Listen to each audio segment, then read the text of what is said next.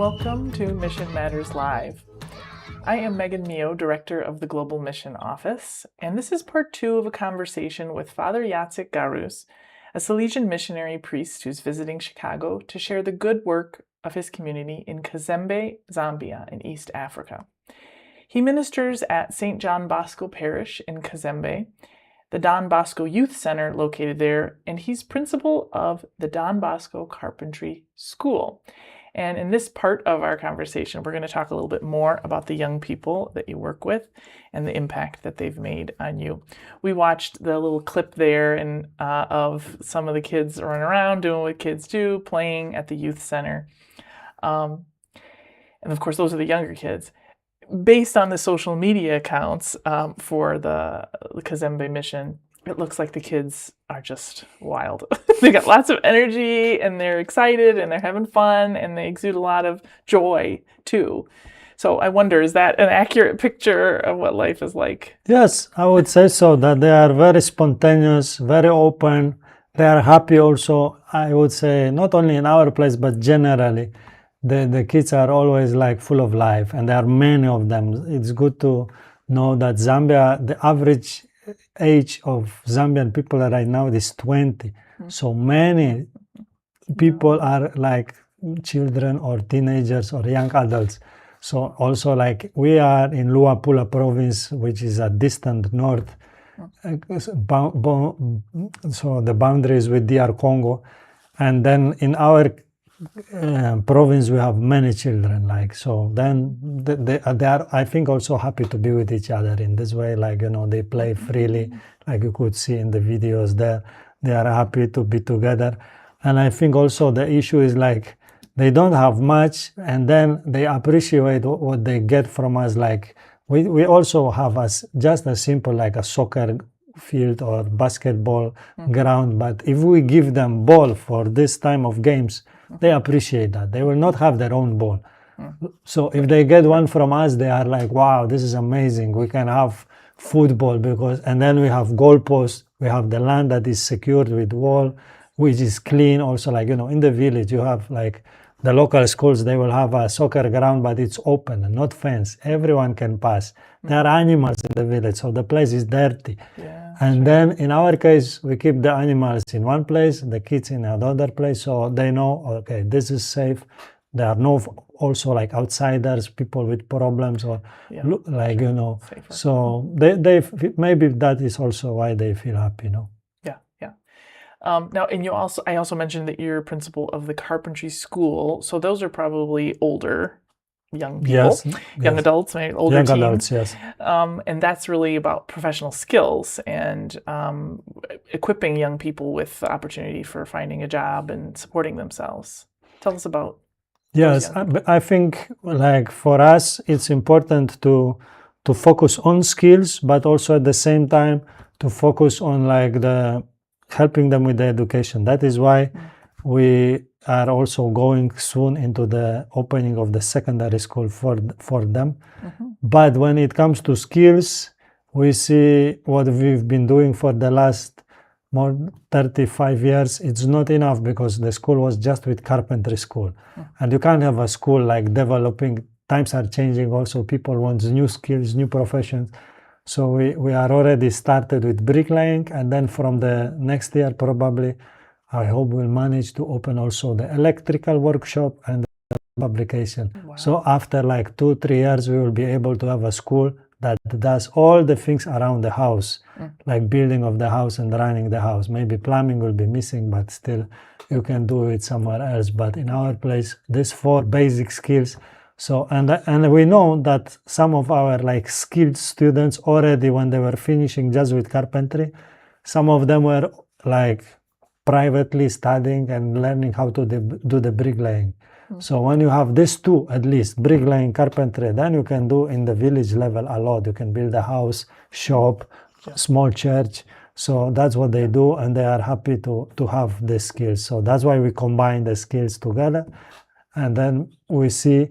Sometimes maybe I should not say like that, but sometimes I feel the skills in our area are more important than just the general education. Sure. Because then from the general education, you have the paper, you have the degree, But if you want to get a proper job, once again, you need to have skills, or you have to go to the university, which in our rural setting is very expensive, very complicated, and only very, very few will manage to follow it. Actually, and complete it to the point of being able to start a job.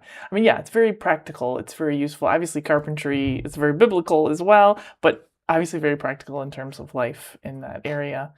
I think that makes a lot of sense, that of course general education is important to be able to read, to be able to do the math. I mean, if you're going to work in carpentry or electrical or whatever, you need to be able, it's a business, so you need to be able to run a business too. But those skills are essential, and people can work right away, straight from that experience.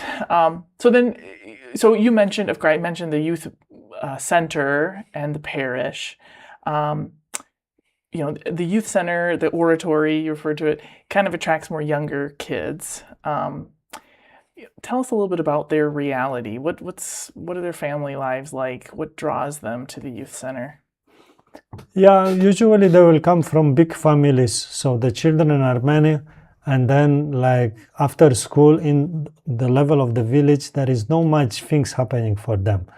And the schools are also very like basic. So many of them, they don't have gyms, they don't have after school activities. So when they finish the school, either they will go to the fields to help the families, or maybe they will do some other chores around the house, like bringing the water. Maybe some of them will be cooking or taking care of the younger siblings. But those who are free, or after even I was very moved when I saw it for the first time, when the children were coming to us with small hoes. So they were going after school to the fields, and then from the fields, when they finished their portion, they came to us and they just put the hoe in the corner, and sometimes you could have like 10, 15 hoes in one corner, and then they could play, because the parents told them, you can go to our place to play, but first you do your work. And then we also realized, okay, these kids, for some of them, really they like it so much because they don't have that much also free time, no? Right. So, and then they were very happy to do it. And up to now, I think our success with numbers comes not that we do something great, but I would say that we just answer to the needs that are there, because and their needs are so basic. We don't have also very complicated structures or like activities, but the basic things work, yes. But you do have like youth clubs or gatherings, special events throughout the year. We try to animate also, because like then when you have the kids on a regular basis, so from time to time also we'll do workshops for the leaders. We will do summer camps, just when we also ask for some small contribution from them. We look for funds somewhere else, and then we'll have, for example, like 2 weeks long holiday camp. The kids will have to enroll, and then they come for the whole day from like 10 to 4 p.m. And then they are happy to also to benefit, like they will have a small breakfast, big lunch, and they are happy also. We can help them. We see also, to combine it with food is good. In this way, we can support them also. Yeah, it's about presence. It's about responding to the needs and being a consistent, a trusted place for the kids. And then, of course, during that time, we try to make it more attractive, because then we will use fully the volunteers, the brothers, the team that we have around to say also, we are not just throwing balls at them and say, okay, this is a free time, but we try to animate so they can also learn new things. Like we do some workshops with paper, crayons, scissors, and like for them, they don't have it in school. So they like it very much when they can do some, for example, bracelets, or when they have like a drama competition or like club, and for them it's wow, we are doing something extra, like for Christmas, Christmas show. It's a very important. All of them, they want to play. Of course, there is only one Mary, one Joseph, and also the cast is limited, but they are happy. Singing also is a big thing. So if we can do some singing with them, dancing, so they like it very much. I think I saw a video of the kids learning a special dance for a certain song and up on the stage and everything is wonderful. I want to mention, if you want to look at more of those photos or those video clips, and look, there's the the play. Check out their social media accounts. On Facebook, they're Don Bosco Youth Center Kazembe, and on Instagram, Don Bosco Kazembe. So check those ones out if you want to see more about this mission. You also mentioned when we were preparing for today that the communities there live in some of the most beautiful, naturally beautiful places with waterfalls and beautiful landscapes. So tell us about like what is that area of Zambia like? What have you seen there? And then is there anything you could say about climate change and the care for our home that our faith informs us? So that comment actually comes from one volunteer. When we went to one waterfalls, she just like spontaneously said in the group, the poor people, they live in the most beautiful places in the world. And I was really like amazed by this comment, and I reflected on this, and then later on I said to her, yes, I agree with you, you are right. Usually, maybe because of the poverty, they will not even like appreciate or like see it in the same way like we do, because they are there their whole life. We go to the river, for example, with kayaks or just to swim, to spend our free time there. But the local people, they will go to the river for fishing. They will fetch water from the river. They will do the washing in the same river. But it's like when it comes to nature, really we live in a beautiful place because it's surrounded by big rivers around us, big lakes, waterfalls, and in this way also like we are far from the capital city, like more than 600 miles. So it's far to go there to reach it. So we don't have tourists. And the area is poor also. There is not much industry. So there are very few tourists coming. So even if we go to the waterfalls, it will be usually just us. Maybe sometimes some small local groups or some like Friday, Saturday, local people can come for like a barbecue and that's it, swim in the water. Yeah. And then in this way, we are feeling like, we can also benefit from this, and even to show it to our kids. Some of our kids, if you don't have car, public transport, the waterfalls are, let's say, like just 20 miles, but some of them, they've never been there because no one has taken them. So sometimes even from our mission, we'll organize like a bus or truck for them. We'll put them on the truck or bus, and we say we go for one day, like water activities in the local river, for example, and they will be very happy, Yeah. So yes. When it comes to climate change, like I don't know much about this, but I think that I could see that the climate is changing there. People are sometimes surprised that the rains don't come regularly like they used to come in the past. And then I think with one thing, Zambia that is trying to do something, even in our area, is the issue of like making the charcoal. This is a big environmental dialogue, and in some places officially it's illegal, but the people will still do it. But we as sometimes also, I think like we don't know what to do. Like we can support the ecology stuff, but then we see also that the same people, they don't have any other alternatives. Right. So what we try to do, we say, okay, do the charcoal, but at the same time, think about new forests, new places, new trees. Bring them to life also. Don't burn the fields also for nothing.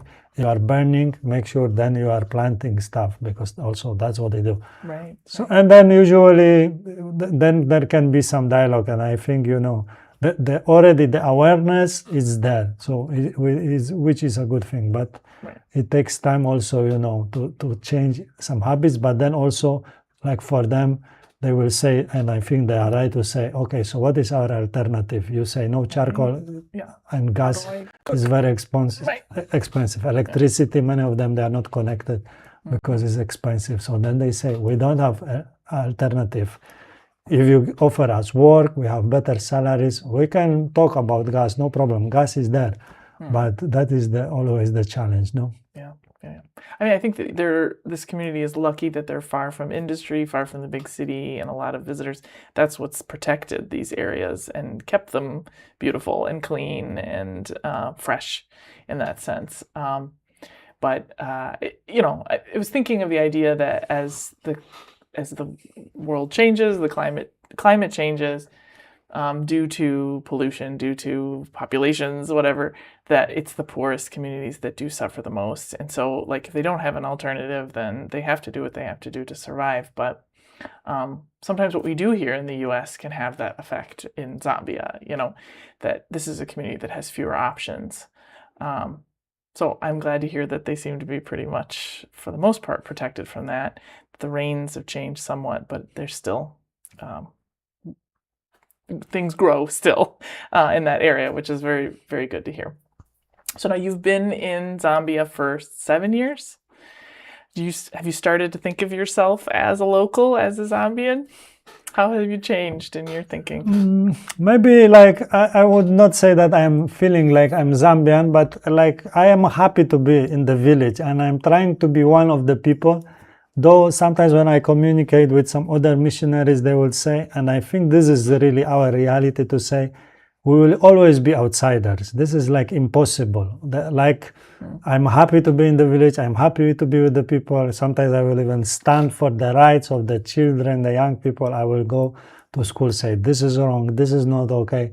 And they know also, like usually we Europeans, we will think, we will say what we think, and they know us, they respect us also in this way. But the gap will be always there. I will not speak the language. Some of the things they are eating, I'm still like, what is this? But I think that it's important, the language of the heart, that they know, okay, you are different, but we see that you want to be around us. You might go for holidays, different projects, but you always come back. You are there with us. And we had some difficult moments together when they see you, for example, getting sick with their own diseases, like malaria is there. Yeah. And they will say, okay, you didn't run home after first malaria. You are still here. You are experiencing problems. You are also always going out to even small places. So I think in this way they are able to say, we appreciate what you do. You are trying to be one of us. You will never be, but it's good that on both sides also that we know it like this, no? Well, I think especially because your community is international, that you are going to kind of always be a little bit of an outsider. Yes. But at the same time, and of course you look so different in the local community. You can't hide that. Yes. You really stand out, and the volunteers really stand out. But at the same time, yeah, I think trust is so important in mission work, especially if this is your foreseeable future. This is your home. This is where you're going to be living and working, even if you do travel. That makes an impression, that they'll welcome you in that way. So now you're visiting the U.S. for the time being and talking about this work of mission. How does it make you feel to talk about it when you're away? And, does this give you a different perspective to see the reactions of folks here in the U.S. and in Europe and other places where you travel? For me, it's a motivating activity because sometimes when I am there, and sometimes it can happen that I can be in the village without leaving really the village or the country for 6 months, 8 months, 1 year. And sometimes you can be you feel like you are in a bubble of the problems, the same things, the same people. But then when I come here, for example, and I talk to the people about the reality, and I just talk to them to you today about our reality, basic issues, not even complaining, but just sharing. Yeah. They are like, what you do is great. It's good that you are trying to develop the place for the young people. It's good that you invest into education. We have partners in the Salesian missions in the US, and sometimes I was ashamed to tell them that our school is 20 students for carpentry, and that's the whole school. And they are like, that's great. We know it's not easy. And we know your location, we know your challenges. You are only one of these skill schools in the area. There are very few. Even to get the machines that are there already 20 years, we need to change them. That's why also I'm here to look for funds for changing the whole machines in the whole school. So it's a big project. But then I get a message from the people. We pray for you. We help you with funds. We support the Salesian missions, for example, in our case. And what you do is good, and you are not alone. So I always come out motivated to say, I'm doing the mission of the church. It's not my mission. Right. I will be in Kazembe maybe a year or two more, but then I go, someone else will continue. But I feel okay, each one of us contributed. And also, then I'm very thankful to the people, and I tell them, this is also your contribution, like, because sometimes, like here in the US, I might go to some places, very small places, and they will be even like saying, where is this Zambia? Where is Africa? What is this? But then when I share with them, they are like, thank you for sharing. Now we are more aware of the word, of the Catholic also mission. Yes. Because like we never go to see you. Right. We've never been to Africa. Right. It's far for us, but it's good that we exchange also our knowledge. Yeah. So in this way, it's motivating. Oh, yes. Yeah, I mean, I would imagine, I always say that when missionaries come for mission appeals, things like that, this is the good news, that we're proclaiming the good news. There are many challenges. And of course, there's some needs that the mission appeals are also addressing. But this is about saying, hey, did you know that the Catholic Church is doing this? Did you know about the Salesians? Did you know about the church in Zambia? Yeah. You know, of young people, how young the average age is, and that there's so much hope in that. And there's so much life in the church in that sense, because sometimes, I don't know, here we might not feel that energy in the same way, and that is a mutuality, that we kind of need each other, and that you need our prayers, that you need our support, not just financially, but support in all the different ways, that encouragement with the work that you do. I would imagine. I feel like some people may not realize how important that is, but having had all these kinds of conversations with folks like yourself, I think that I wanted our listeners to know about that. So now as we conclude, I want to give you the final word, Father Jacek. You know, what keeps you going? What gives you hope? What energizes you in your mission work? Like, I think the longer I am there, I feel like I'm not saying this like I'm trying to boast here or give some like really preaching about Jesus, but I think the personal life with Jesus for me, like, you know, looking for time with him and saying, yeah, basically, first of all, I am a child of God, and God is my Father, and out of this, I can do other stuff. I'm not missionary first, or I don't know, principal of the Carpentry school. First of all, I'm child of God, and because like also one day I am there, one day I might be changed from there. One day I am missionary. I never know how long, because we can get sick. We go back to our country. And also today I'm here, tomorrow I might not be there. I'm traveling a lot, you know, accidents happen. So what is sure for me is that I am with God. And then the other issues, if I can do something through them and help other people, or like also find even passion in this and like some kind of like personal fulfillment, that's it. But for me, I think the courage and the zeal comes from within. Like I told you about Don Bosco, for me, he's always an inspiration. Yeah. Like he was doing so much stuff, but he was also a man of prayer, like, you know, contemplative prayer even. So then for me, it's like, yeah, the more I am there, I feel like I need to take even more care of my relationship with God, because other things, they will be always there. Some other elder missionaries, they always tell me, and this is right, I think even more, the longer I am there, and the more I agree with them, work is always there. You will never finish the work. But make sure the foundation, the zeal in your heart is there. Otherwise, you can burn out, you can go into problems, and like, you know, or you will become like a bitter man. So that, I think the zeal and the passion is important. Yeah, that keeps you going. Yes. Yeah, wonderful. Well, thank you so much, Father. Yeah, wonderful to have you here. I ask God to continue to bless you and guide you, and of course the community there in Kazembe. All the young people. Thank you very much for the invitation. I'm very happy to be here, and I'm good that you are doing this wonderful work of promoting the missions. I follow also some of your interviews, and I think it's good that what you are doing is great. Thank you so much. Yeah, thank you. Well, okay. I feel the same way. So thank you for the work that you're doing, connecting us as well, and sharing your mission with our folks here in the U.S. I'm always impressed with the strength of your spirit, your zeal. So thank you for listening. And remember, always be on mission.